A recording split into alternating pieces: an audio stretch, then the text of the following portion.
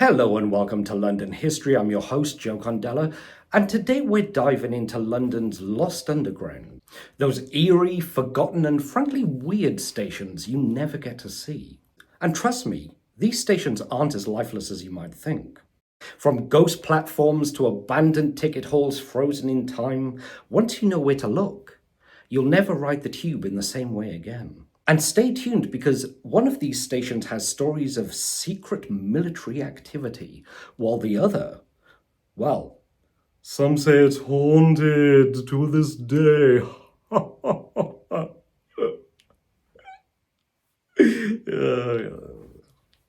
All right. The history of London. All of it. And if you're thinking, what? There's loads of abandoned stations. I wonder what goes on down there. Well, you're in the right place because that's what this video is about. So, it said it in the description and everything. What were you expecting? Of course it's about that. Over the years, London has quietly lost dozens of tube stations. In fact, there are about 40 abandoned or relocated stations on the Underground today. There are so many, in fact, that some aren't even interested enough to cover on a video like this. So let's take a look at some of the most interesting ones, shall we? First up, Aldwych Station, also known as the Strand Station, which is located on the Strand. You can find it under King's College, London. Opened in 1907, it was designed by architect Leslie Green. You'll see a lot about this guy in this video. Basically, he was responsible for designing about 50 of those very quaint Edwardian tube stations you see dotted around London to this day. To be fair, Aldwych was a really nice station. It had a double-level entrance, a very quaint Edwardian front, and two platforms served by a single-track tunnel. Though only one platform was ever really used. But passenger numbers started low, and of course, the second platform never really saw much action from day one, much like me when I go out dating. Surprisingly, at the start, there were plans to extend the line, but, these were shelved when World War II came along because, as you know, that was kind of a big deal.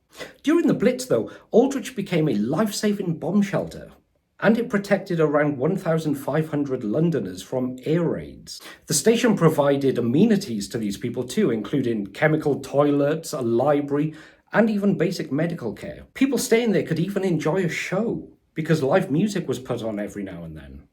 I think I'd like that, mingling with other people, watching a show, I think I'd be a bit worried about my house being bombed and my life being destroyed, but you've got to make the best of things in life, Priceless treasures like the Elgin marbles from the British Museum were also housed down there to protect them from air raids. But after the war, Aldwych went back to being underappreciated and ignored by the public, although service did limp on for a few decades after. But by the 1990s, the station became about as popular as a hook-handed gynecologist's waiting room, seeing only about 450 daily users. To put that into context, a single tube train can hold around 700 to about 1,000 people, so that number is very low. You can't justify that. So in 1994, Aldwych finally closed. But here's the twist. Today, it's now a different story. Old Aldwych is more interesting and alive than ever. It's used for film sets and by emergency services. In fact, in 2015, the Metropolitan Police and other emergency services used the station to train in a fictitious scenario that pitted them against a group of marauding attackers. Now, that's cool and all, but does that kind of sound like they're preparing for a zombie attack? But down to more serious matters. Aldwych makes a perfect set for London Underground scenes, scenes filmed on the London Underground without the annoyance of other passengers. You've probably seen it in many shows like V is for Vendetta, Sherlock, 28 Weeks Later, and you can even visit. The London Transport Museum runs exclusive tours. You can explore the eerie, time-frozen platforms and see all the cool Edwardian artwork. It's a real day out, but be quick, because the tickets sell out fast. But while Aldwych played a big part in the Blitz, Down Street Station's part in World War II was far more interesting. Down Street Station. Tucked away in Mayfair, Down Street Station opened in 1907 and closed in 1932. It was too close to Hyde Park Corner and Dover Street, which is now Green Park. And frankly, Mayfair's wealthy residents preferred private transport to public. The station was never busy, and by 1909, trains were already skipping it. Sunday services stopped completely in 1918, and in 1932, it closed forever. But in World War II, Down Street found new life. It became a secret underground headquarters for the London Executive Committee. It had sealed tunnels, blast-proof doors, meeting rooms, and dormitories. It even had a two-person lift. And, fun fact, it was Britain's first air-conditioned facility. Chronic binge drinker and connoisseur of prescribed amphetamines, Winston Churchill, used Down Street for secret meetings. By the way, that's not slander. Churchill was prescribed lots of amphetamines and barbiturate derivatives to calm down. It seemed to work for him, though, because in 1953 he said that they cleared his head and gave him great confidence. Because who doesn't love a 79-year-old speed freak? Anyway, records show that in 1940 he dined there with vintage champagne, cigars and caviar. After the war, the station returned to the hidden infrastructure of the tube. Even today, many of its wartime secrets remain classified, but tours by the London Transport Museum through its Hidden London programme began in 2016. And speaking of secret military uses, wait till you hear what happened underneath Knightsbridge. Brompton Road Station. Brompton Road in Knightsbridge opened in 1906, but like Down Street, it was too close to bigger stations and served an affluent community where people were too good to use it. Passenger numbers were low, and by 1909, most trains simply passed through it. By 1934, it was closed forever. During World War II, though, the War Office bought it. They paid £22,000 for it, which is about £1.7 million in today's money. It became a command centre for London's anti-aircraft defences.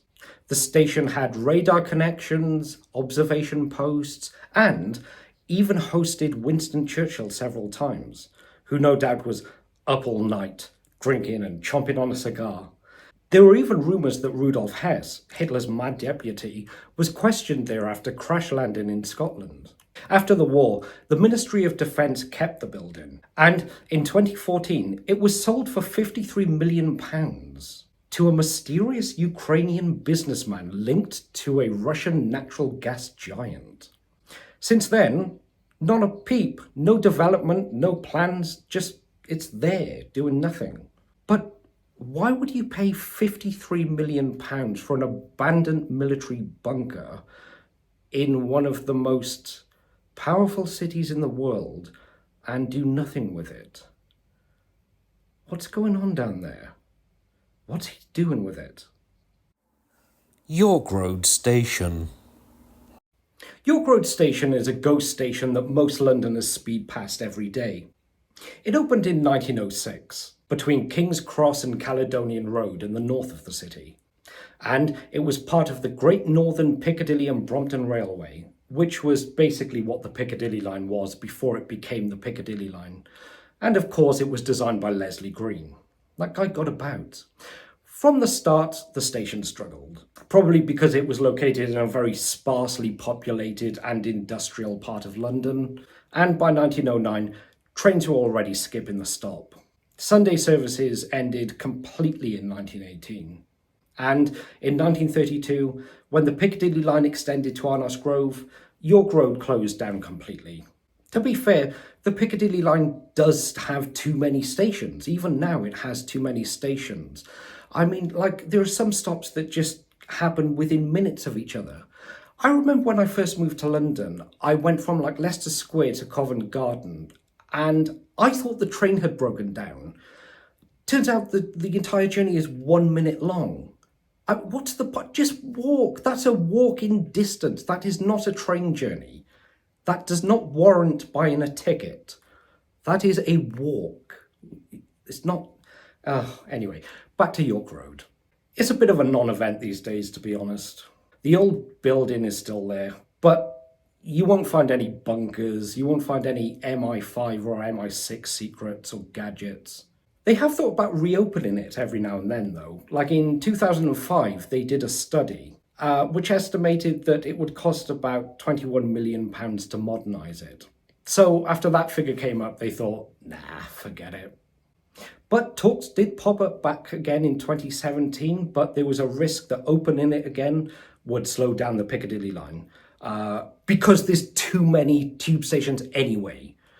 So York Road remains closed. And, you know, not every tube station can hide these amazing secrets. Some just fade away, and that's okay. But the next one has been immortalised in an eerie short story. South Kentish Town Station. South Kentish Town opened in 1907 and closed in 1924. It was part of the early Northern Line and was originally going to be called Castle Road, but they changed the name at the last minute and had to paint over all the tiles and stuff. And yes, it's another Leslie Green station. From the start, it struggled with low passenger numbers. In 1924, a strike at Lots Road Power Station forced a shutdown of many of the neighbouring stations. After the strike, loads of the stations opened, but South Kentish Town stayed closed. But it did appear in literature. In 1951, a short story called South Kentish Town by John Betjeman told the fictitious story of a passenger who became trapped in the disused station. John Betjeman was that guy who absolutely slammed the town of Slough by writing a little poem about it. Come friendly bombs and fall on Slough, it is not fit for humans now. All right, mate, calm down. I mean, we've all got areas we don't like. That doesn't mean you have to eradicate people who live there. God. Anyway, after World War II, it became an air raid shelter. Since then, the surface building has had many lives. It's been a tobacconist, a coal merchant, and a cash converters, among other things. Today, it's home to Mission Breakout, an escape room. It's themed to its heritage of a former underground station, with the aforementioned John Betjeman's story being a crucial plot point. It was short-lived as a tube station, sure, but 100 years after it was built, it's still entertaining Londoners to this day. And that brings us to perhaps the strangest station of all, one whose tunnels still echo with ancient whispers. The British Museum. Finally, the British Museum Station. Opened in 1900, it was part of the Central and London Railway, which is now the Central Line. It was meant to serve the British Museum, but in 1906, Holborn Station opened nearby. It was better positioned, and these tube stations weren't connected. So the British Museum Station quickly lost passengers. There were plans to link the tube stations, but these were shelved during World War I. After the war, Holborn got a fancy modern upgrade, but the British Museum was overlooked and passed over like the Elephant Man at a speed dating event. And in 1933, it closed forever. During World War II, it became part of the London Civil Defence Control Centre. Staff there coordinated emergency responses during the Blitz. But I can't really give you the full story of exactly what happened down there because the whole thing's still classified. Today, the service building is gone, and a nationwide building society now stands in its place. How exciting. Part of the old tunnel does still exist, but it's just used as a storage facility. However, some people say the station is haunted. Legend says that the ghost of Amin-Ra, an Egyptian princess, roams the London Underground. Some people have reported seeing a spectral woman in an ancient Egyptian dress. But perhaps that's a story for another video. And that wraps up some of London's most fascinating abandoned tube stations. I hope you enjoyed this video. If you did, please give it a like. And if you'd like to see some of London's strangest forgotten places and weird things from history, hit that subscribe button, because I've got some even weirder stories coming up soon. And if you've got a bit of London history you'd like me to cover, please tell me below. If I use your idea, I'll give you a shout out, of course. Thanks for watching, and I'll see you next time.